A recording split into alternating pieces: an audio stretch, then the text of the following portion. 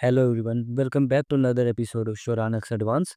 In today's video, we're gonna find a way to increase our testosterone. That's gonna be amazing. So, micronutrients. I know your fitness influencer has overcome you by telling about like protein, carbs, fat, macronutrients, calorie. They emphasize on macronutrient like protein, calories so much. Even on my own self improvement channel, which is Shoranex India, go subscribe. So they had tell overwhelm you so much that micronutrient doesn't necessary. But even micronutrient even matter more than macronutrient for in the case of testosterone. So in today's video, I gonna tell you about macronutrient. Now, what is a macronutrient? Micronutrients are the small nutrients which we need in small quantity. Example, they are made up of vitamins and are minerals. Now, what they do exactly? Like we know protein builds our muscles. We know our carbs is for glycogen receptors, like it stores our glycogen levels. Fat are for building hormones and for joint health. But what they do, they increase enzymes on my body. They make enzymes. They increase antioxidants. They make antioxidant. They help in our producing hormones just like testosterone. So these are the basic functionings of our micronutrient. So how we can take micronutrients from our normal diet without supplementing? So if you are vegan, I have also make this video for you, and for non-vegan or meat eaters, they are always beneficial. So starting with our vitamin A. So I got an incident, so I need a pause inside the video, but now I can teach you. We are at our vitamin A. Vitamin A is derived from two ways. Like either we can take it from plants like vegetarian sources, vegan sources, either we can take it from animal sources, and they obviously had different names. If we derive this from animal sources, we called it retinol. When we derive this from like plants, then we call beta carotene. You also heard it in look vaccine terms that increase beta carotene, yeah, beta carotene vaccine when you eat ton of carrots so that your oranges look achieved by in skin like natural tan we also call this. So these are the now what are their sources? For animal sources you can take beef liver, lamb liver, cod liver oil. Then for obviously I've included vegetarian or vegan sources so that you don't get like problem in looking for different sources, yeah, different resources for your knowledge. Then sweet potato, our carrots that I already mentioned, pumpkin, spinach, and kale. So these are our options for vitamin A.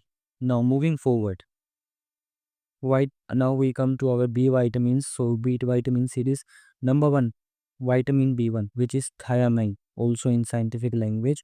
So their sources are sunflower seeds, porcelain, trout, black beans, and acorn squash. Now for this video, let me tell you one thing. Seeds should be soaked until they are sprout.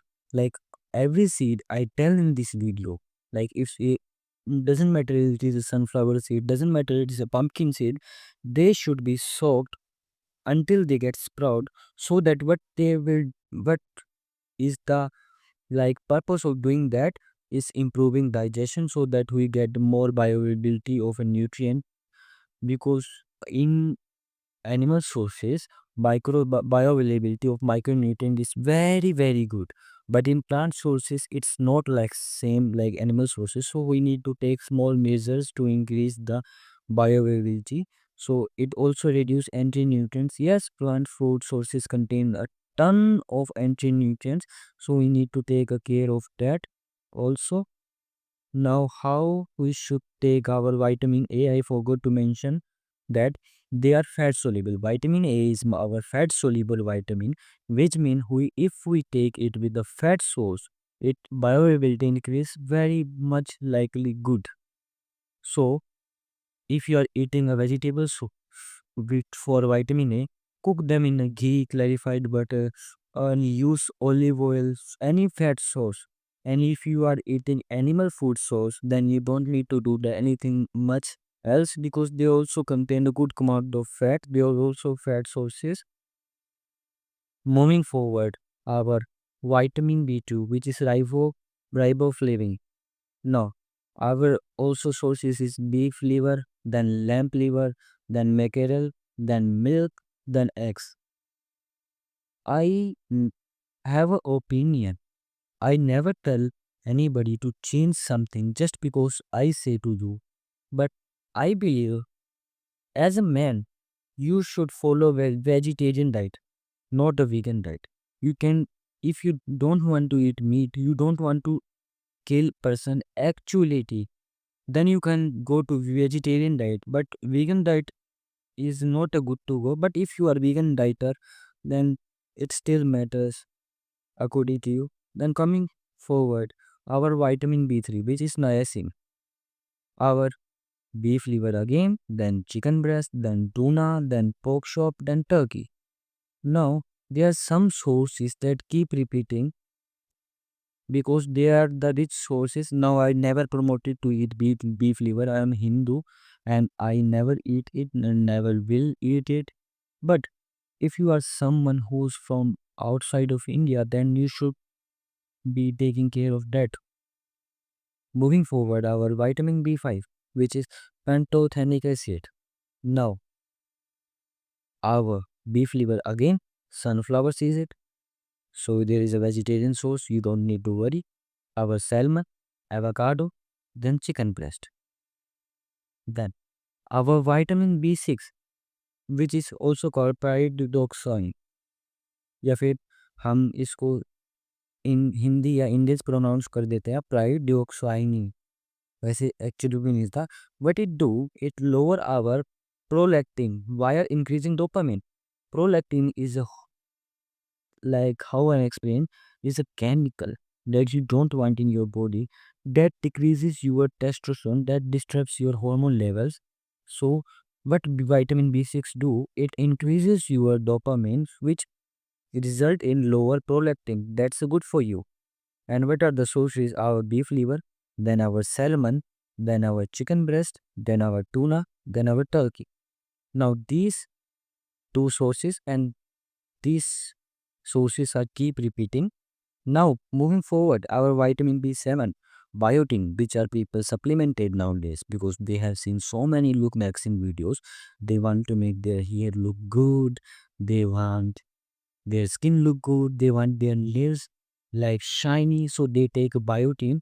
So I don't need to anything tell extra, but still beef liver again, egg yolks, then salmon, then pork chop, then cheddar cheese. Cheddar cheese is basically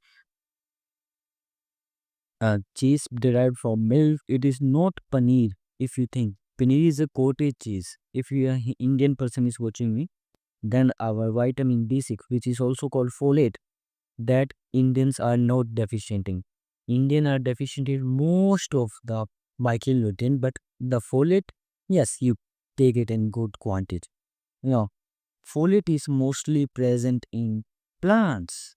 So, here is a good thing for vegans and vegetarians, but still a significant source of our folate is again beef liver. Then our spinach, then our black eyed peas, then our asparagus, then our Brussels sprouts. Brussels sprouts also we called. Then moving forward, when we talk about vitamin B9, it's kind of vegan superfood because vegan are in favor of this because vegan are getting in good quantity. But when we are talking about vitamin B12, which is cobalamin, it's a vegan enemy because it is impossible to get this from plant sources. So, if you are a vegan, you need to supplement this. If you are a vegetarian, then it still can come from your milk and sub fortified foods. Yes, if you are a vegan, either you need to supplement it or either you can take it from fortified food in which it is add additional. Talking about our sources, which is our clams. beef liver again, mackerel, sardines, and our salmon. Sardines is good food for testosterone because it also contain a vitamin D. Now, moving forward, our vitamin C. Before telling you the source, let me tell you how I take it. I don't take it from fruits mainly because not because it's no good. I'm not a good fruit eater nowadays, so I may be deficient in vitamin C.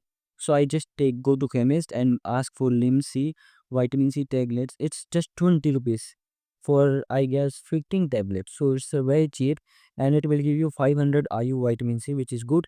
Now, why we need vitamin C? It is a powerful antioxidant. We all know that. Now, the significant sources of vitamin D are not commonly available. Yes, they are the food we never heard before.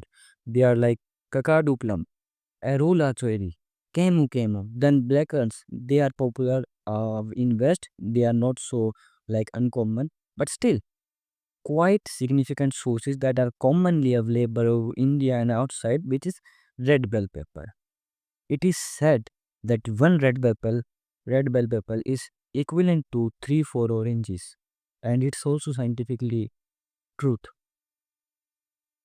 Then moving forward, another source is kiwi. Some of you like the kiwi because it's very tasty, but some of you are against kiwi because it's a very expensive food. So you can obviously take oranges. Another food source I forgot to mention, which is a significant source, and it is compared to 10 oranges literally because one orange contain obvious almost 50 and 60 IU and one alone amla contain 400 to 500 IU. So yes, amla. In English we can say it gooseberry, I think. Moving forward, our vitamin D, which is a testosterone supernutrient. It is the single micronutrient I always recommend to you for increasing your testosterone. It is very good. So, how it increases? We have two ways. Either USB light, USB sunlight in midday summer, when like in a midday and summer, when sunlight can cross actually the ozone layer and come to earth, so that what your body do, your body performs various processes and make a vitamin D3. Not this one, this is from food sources. But if you are a brown skin, my brother is brown skin, so you might get a little bit trouble according to region. If you live in New York, if you live in Netherlands and this type of west places, and you're brown skin, then you may need to supplement vitamin D3 because it's like abundant in vitamin these places. If you are from India, then you don't need to take care, but you still need to get outside and you can also supplement vitamin D3. I take a supplement. I take like 60,000 IU every week. So it will always result in 7,000 IU per day. And I'm thinking to increase it to extreme limits. I will never tell you extreme limits in the video because they are not good to tell these type of things. But you can always check my paid product in which I we tell you what I am doing. Exactly. So moving forward, our vitamin E. If somebody people takes tablets of EVM which is of 400 mg, I always don't recommend it because it's so much in amount. You should not take that much amount, and still people are blindly following this. Talking about vitamin E is also powerful antioxidant just like our vitamin C. Then what it do? It protects like Leydig cell from testes. So it's good for men. In men, in individual testes, it protects your Leydig cells. So it's good. So sources are sunflower seeds, almonds. It is also repeating a vegan source or a vegetarian source. Then hazelnuts, then avocado, then peanuts. Basically handful of nuts. Moving forward, our vitamin K, it is also like friend of vegans because it is mostly found in plants. So still we can get it from two ways, like from animals and from plants. If we get from plants, it is vitamin K1. If we get one from animal sources, it is also called vitamin K2. Now what I recommend, if you are just eating plants, also introduce fermented food to your diet, because from plants you can get vitamin K1, but for vitamin K2 you need to eat five fermented foods. Now, significant source is sato, then our collard green, then spinach. Spinach is also repeating, then our kale, then our goose liver pate if you are looking for some not vegetarian source. Moving forward, our cloyne. Cloyne or choline, I don't know how you pronounce it in West, but I pronounce it like choline. It's not a vitamin before telling. It's still it is an essential nutrient for testosterone. So sources are beef liver again, eggs again, chicken breast, salmon, and soybean. Yes, soybean. Now that's is a structure for vitamin K1 and K2. Now I have introduced you some bonus tip. Let me tell you some bonus tip. Most of the plants I tell you in this video should be, except fruit obviously, should be cooked form, because plants contain a ton of anti-nutrient that makes a problem, like they contain lectin, then that is a problem in increasing, like decreasing the absorption of protein. Then they contain oxalates, then they contain phenostrogen, which is a destroyer of testosterone. I not actually destroyer of testosterone. Phenostrogen is a plant hormone that mimic the female hormone estrogen. Then our tanins that decrease the digestion, then our goitrogens, then our phthalates, which everybody knows. So what they do is, like for example, they contain oxalates. Oxalates binds with the calcium and form oxalate crystals just like this, and which reduce our calcium absorption. That's why I tell go to animal sources if you can, and go to vegetarian like milk and things, so that your bioavailability improve. But still, if you want to increase the plant bioavailability, what you can do, you can cook it so that it reduce its anti-nutrient content and improve bioavailability. Moving forward, this is a image. Also, some people, which plant you should eat is not me. I should be telling you, because people have different tolerance of plants. Some people are intolerant to plants. They can't even eat a single plant. They get a problem in their immune system or gut, so they can't eat plant. But some people like me, they can survive lots of plant. So it's always up to you how much plant you can survive. Then moving to our last thing, which is testosterone toolkit. If you want it, it is a paid product. Obviously, it contains every fucking thing you want. And a raw testosterone search. It is a Google document without designing, without fucking your attention span. Contain 100 ways, even like you can say every non way on earth to increase your testosterone with the actionable step. Even a 5 year child can understand. First link in the description. That's all about our vitamins. I have tell you every vitamin and their sources. You want to know more about it, go to my paid product, and next video we will be talking about minerals. So for today, that's it.